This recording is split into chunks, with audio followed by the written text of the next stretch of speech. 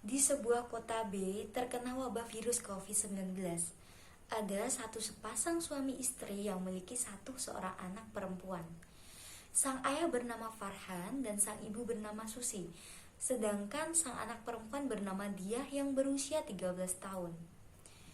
Mereka adalah salah satu keluarga yang dipandang cukup baik dan harmonis di lingkungan mereka tinggal.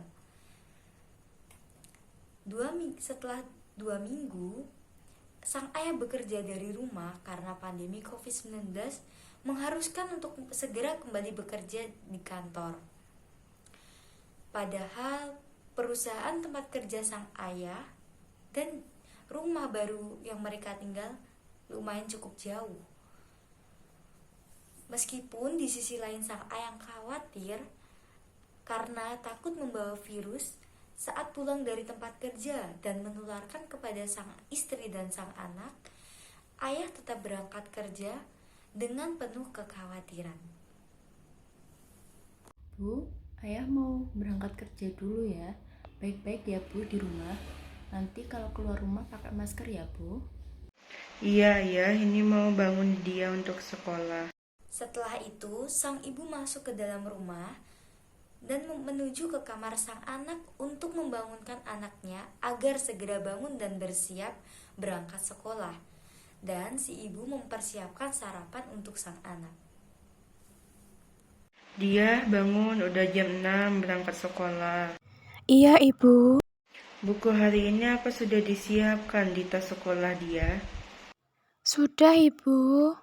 Ya udah sana mandi, ibu mau nyiapkan bekal dulu. Mandinya jangan lama-lama ya.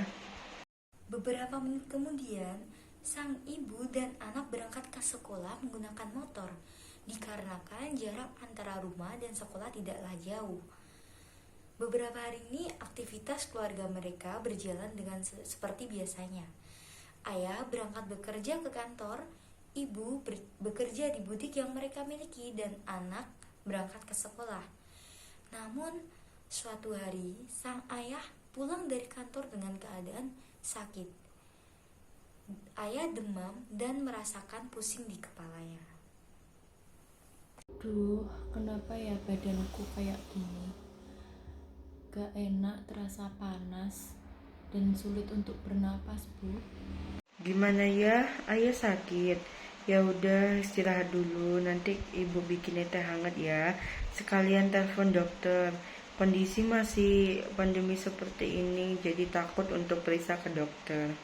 Ayah pun istirahat di kamar dan ibu ke dapur untuk membuatkan teh dan menelpon dokter pribadi untuk datang ke rumah dan memeriksa kondisi ayah. Ini ya, tehnya diminum dulu. Makasih ya Bu. Beberapa menit kemudian, dokter dan asisten dokter datang ke rumah dan langsung memeriksa kondisi ayah. Permisi, Ya dok, silakan masuk. gimana ibu kondisi suaminya? Itu dok, suami saya tadi pulang kerja tiba-tiba badannya sakit semua.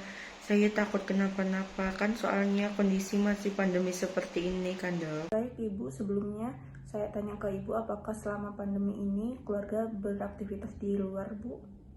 Iya dok, saya, suami dan anak sering beraktivitas di luar. Seperti saya yang menjaga butik dan suami saya yang bekerja di salah satu perusahaan dan anak saya yang keluar untuk sekolah dok. Baik ibu, kalau begitu sebelum diperiksa dilakukan tes swab terlebih dahulu ya bu, jaga-jaga siapa tahu terkena virus dari luar ya bu ya. Nanti untuk tesnya bisa dibantu oleh asisten saya. Untuk anaknya juga di swab ya bu ya. Baik dok, nanti saya akan hubungi kakak saya untuk datang ke rumah. Ibu pun memanggil anaknya sembari dokter dan asisten dokter menyiapkan alat-alat untuk swab. Ini dok, saya dan anak saya sudah bersedia untuk diswab. Baik ibu, kita mulai dari bapak dulu ya. Ini nanti hasilnya bisa langsung keluar kan dok? Iya ibu, untuk hasilnya ini langsung keluar ya bu. 15 menit berlalu, hasil swab pun keluar. Ibu dan ayah dinyatakan positif terkena virus COVID-19 dan mengharuskan mereka isolasi di rumah sakit karena sang ayah mengalami sesak nafas. Mana hasil swabnya, Sus? Ini dok untuk hasil swabnya. Iya, Sus. Baik, Ibu, ini hasil swabnya sudah keluar ya, Bu? Untuk hasilnya bagaimana ya dok? Saya jadi takut. Ibu tenang ya, kita cari solusinya. Untuk hasil swabnya, Ibu dan Bapak hasilnya positif dan anak Ibu hasilnya negatif. Karena Ibu dan Bapak mengalami sesak nafas, bisa isolasi di rumah sakit ya Bu ya, agar terpantau oleh dokter dan perawat yang ada di rumah sakit. Ibu yang tenang ya, nanti untuk isolasinya diurusin oleh pihak rumah sakit. Untuk anak saya nanti bagaimana ya sus? Anak saya kan kasihan kalau ditinggal sendirian di rumah, sedangkan dia masih butuh pendamping saya. Baik Ibu, untuk anak Ibu bisa dititipkan ke orang tua Ibu atau orang kepercayaan Ibu ya Bu ya. Karena untuk virus COVID ini tidak boleh dijenguk agar virusnya tidak melebar luas ya Bu. 30 menit kemudian, ibu dan ayah pun dibawa ke rumah sakit untuk melakukan isolasi, dan anak pun di rumah bersama bibinya. Setelah beberapa hari diisolasi, kondisi ibu dan ayah kondisinya semakin memburuk dan dinyatakan meninggal. Pihak rumah sakit pun menghubungi pihak keluarga. Selamat siang. Benar ini dengan keluarga Bapak Farhan dan Ibu Susi? Selamat siang. Iya benar, saya kakaknya Susi. Kalau boleh tahu ini dari mana ya? Baik Ibu, kami dari pihak rumah sakit mohon maaf sebelumnya izin memberikan informasi bahwa Bapak Farhan dan Ibu Susi telah tiada. Untuk protokol pemakaman nanti dilakukan Satgas Covid ya Bu. Tidak bisa langsung dilakukan keluarga atau dibawa ke rumah Ibu. Astagfirullah, innalillahi wa inna ilaihi rajiun. Kenapa tidak dibawa pulang, Sus? Maaf Bu, untuk sistem pemakaman pasien COVID harus dimakamkan sesuai dengan protokol Satgas COVID. Ditakutkan virus COVID akan menular ke lingkungan sekitar Bu. Setelah beberapa bulan berlalu, sang anak dari Ibu Susi dan Bapak Farhan sakit dan harus dirawat di rumah sakit. Karena 4 hari yang lalu sering mengalami perubahan psikis seperti sering menyendiri, tampak murung, lemas, dan sering melamun. Perawat pun berusaha melakukan pendekatan kepada sang anak, supaya sang anak dapat mengungkapkan perasaan yang ia rasakan. Pagi, Sus. Selamat pagi, perkenalkan Ibu, saya perawat Tari dan ini rekan saya yang bertugas di shift pagi hari ini dari jam 8 pagi sampai jam 2 siang nanti. Kalau boleh tahu dengan Ibu siapa? Saya Ibu Umi, Sus, bibi dari anak dia. Baik, sebelumnya ini adiknya kenapa ya Ibu? Jadi begini, Sus, semenjak orang tua dari sepupu saya meninggal dikarenakan terjangkit virus COVID-19, dia sering merasa menyendiri dan merasa lemas. Saya jadi khawatir tentang kesehatannya. Baik Ibu, sebelumnya usianya berapa ya Bu? Usianya 13 tahun, Sus. Baik Ibu, di sini saya dan teman saya akan melakukan pendekatan dengan sang anak supaya anak dapat mengungkapkan perasaan yang dirasakannya. Apa Ibu bersedia? Nanti untuk waktunya tidak lama ya Ibu dan dilakukan di ruangan ini. Baik, Sus, saya bersedia. Halo, selamat pagi Adek. Halo, Kalau boleh tahu adik namanya siapa ya? saya Diah Nur. Adik senangnya dipanggilnya siapa? Dia, Adik dia kalau dilihat-lihat sering menyendiri ya, apa benar begitu? Baik, kalau begitu gimana Dek perasaannya sekarang?